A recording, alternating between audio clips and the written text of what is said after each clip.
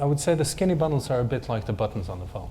It's like we're answering our own questions, like how can we improve what we do, instead of looking what would be beneficial for the viewers. So I think skinny bundles is good for many people, but I think it's a legacy from an era that is about to end, where physical limitations controlled the whole way the value chain was set up. There is very good physical reasons for why we have the business set up as it is today, but that's no longer going to be in place. So skinny bundles is like moving a traditional way of thinking over in a new space.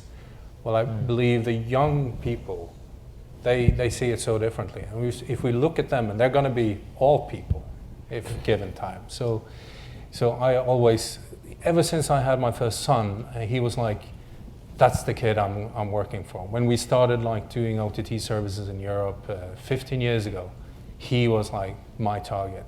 I didn't care about people with gray beard and gray hair. I only cared about him. And it turns out what? Yeah, most people actually like what he likes now. And just to compare, the service that we built up was also where we spun out of Vimond afterwards with the experience to help people around the world do the same. It's now in 20% of the households in Norway. And that's a very fiercely competitive market. It's very small, but it's fiercely competitive. You have 3 major networks just like here. And this is just one of those network services. And everything they offer is, all their content is offered OTT as well as through every cable and satellite and every possible distribution. But their own OTT service is reaching 20% of the households. So they're actively paying for them directly to the network.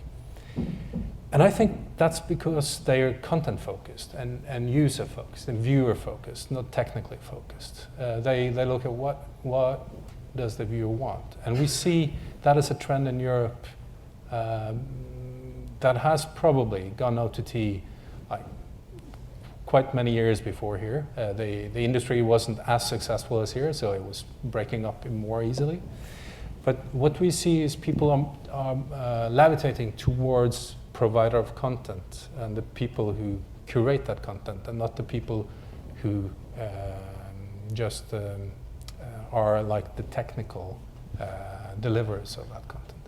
And I would be very, very surprised if not the same things are going to happen here. And and that's why it's so interesting to see these strange hybrids where Hulu, with their original content and their TV content, coming from a pure video on demand world, now moving into live. And I think that's a smart move, actually, even though I don't believe it at long term. It's a smart move in combining these products, because there are still people with gray beards that sometimes like to watch linear TV. Yeah.